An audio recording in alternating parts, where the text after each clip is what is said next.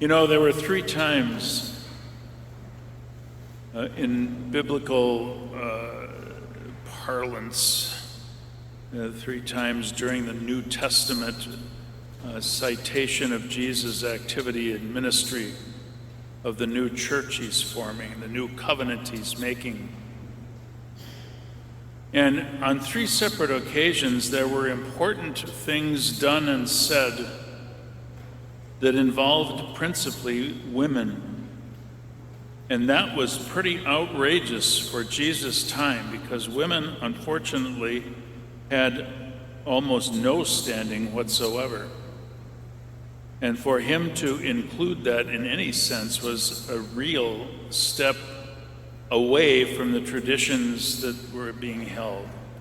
And here we have a person who not only is a woman, but who is also a pagan. And yet she addresses him as Jesus, son of David. She knows who he is. Well, word had gotten around by that time, certainly. Oh, you know what? I forgot to tell you the other two. The other two was the woman hemorrhaging who touched Jesus' cloak, and he said, "Who took power from me?" As though he were angry, kind of like today. And the first and the other significant time is when he told his mother, "Well, it's not my time yet, Mom, don't bug me."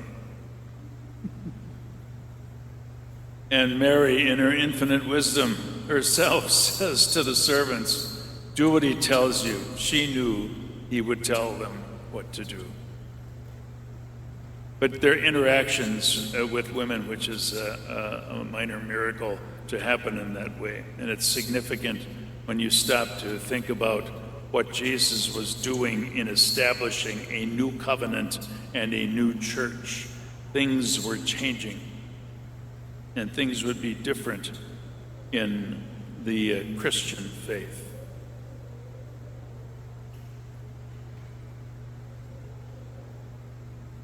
These faithful women do not perceive themselves as entitled. Quite the opposite. They are extremely humble. This humility, this knowing who they are, helps them to recognize who Jesus is and what he is capable of. These women do not demand what they want, but they have great confidence in Jesus as they persist. Their faith is what is astounding. That they would have the courage to come to a person who, if it were some Roman official, they would be tortured afterwards for interrupting. Many of us have an inability to perceive how great our need is. We think of it in this day and age as the old "I'm okay, you're okay" routine. It turns church into a social gathering.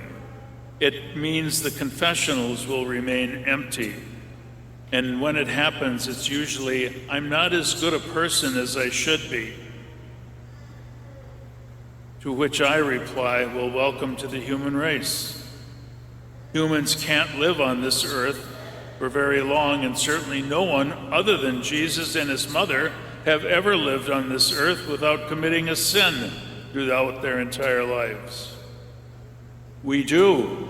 It's our fallen nature. But Jesus set up a way to get around it. He didn't eliminate it. He says you still have to make a choice between yourselves and me. And yourselves isn't said in the way that you should degrade yourself in your humility. It should be that you understand what the situation is. And I made it pretty darn easy for you to get to heaven. I paid the price. All you need to do is say, "I believe that you are who you say you are, and that you have saved me." He doesn't need to do that. He doesn't need us for any reason whatsoever. He does it because he has unconditional love for us all the time.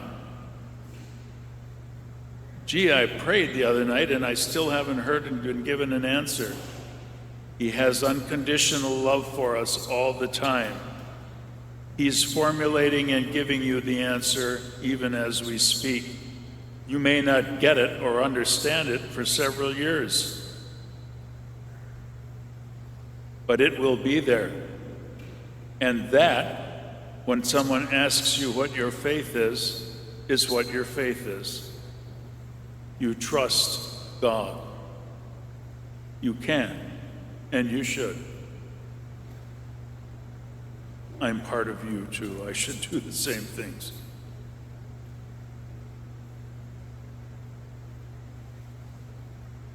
We don't think of ourselves as helpless, weak, and unable to produce results without someone else's assistance. Believe in yourself is a much more popular motto than believe in Jesus. If I can dream it, I can do it. I can now change who I am. No, you can't. This is all nonsense. I am not okay. You are not okay. We are sinners and we need a Savior, and we have one. We need help every moment of every day to live the life that God is calling us to. The kind of life that God is calling us to. God provided a remedy for our sin problem called reconciliation. And Jesus alone is the Savior we so desperately need. Mother Mary, the woman with the hemorrhage, and the Canaanite woman in today's gospel knew that Jesus was the answer to every problem. Jesus' response to all three of them can be summed up in his response to the Canaanite woman. O woman, great is your faith. Let it be done for you as you wish.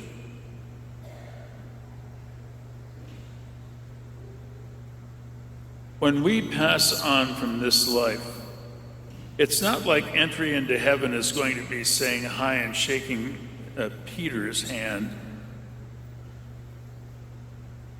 Well, I don't know. I guess eating my own medicine, I probably should say, maybe it is. I don't know, but I wouldn't count on it. And you're not going to get a checklist of, did you do this back in whenever? Did you do that? That was very nice of you, but that was very bad of you the following day. And so on and so forth. No, it's not going to be that way. One question: do you love me? And therefore, do you love the brothers and sisters that I gave you to interact with during your time on earth? And love means the agape version of it, willing the good of the other. You don't have to agree with them. How can I love that guy? He doesn't do anything I like. You will his good. For his sake, not for ours. I was talking with somebody recently about indulgences. We still have them. And I'm not going to talk against them. But I don't like the practice of, you know what, pray real hard and you'll get this. Something other than what you need necessarily. And then we get to a debate about that and it gets logged down. But the whole idea of that is kind of against. We should be willing the good of others for the sake of others. We should be asking God not for his sake, because we know that he doesn't need us, but in our humility we have to say, Lord, I am a sinner. And that establishes our relationship with him. It means I know you're not. And amongst sinners, I need your help like everybody else to come near to you, to conform my life to yours, which means willing the good of others. but he's a nasty guy. Well, then if I will his good, maybe he won't be a nasty guy. It is possible to do that. We have to get used to doing that. We have to stop figuring out ways to get around it and say, you know what? I need to make holy the Sabbath. I need to go to reconciliation and be reconciled. There's no shame in that. There's only, I won't say stupidity, but in not doing that. Why would you not do that? The lines used to be long for that, and now they're non-existent. And we figure we don't need it. It's one of those things, I can handle my own problems. And then I wonder why I have so many. And then I blame it on Christ not answering. You might want to take a look at your heart and see if it's open to Him. Because if you're focused on how you solve your own problems, it's not open to Him. And we're treating it as though this life is our destiny. It's not. I don't know how time is going to pass. I know it's suddenly in the last couple of years for me going by at breakneck speed. So if I stretch it out and say, oh Lord, if you let me go for about 10 more years that I can preach until the end, then we'll be up to speed as far as how long eternity is. But of course, it never ends. So we should probably set our minds on where we're going to spend eternity. We have to answer that one question. Do you love me? And how do we do that? It's like one of the references that I read today. Just like Jesus does, one person at a time, and that person is me.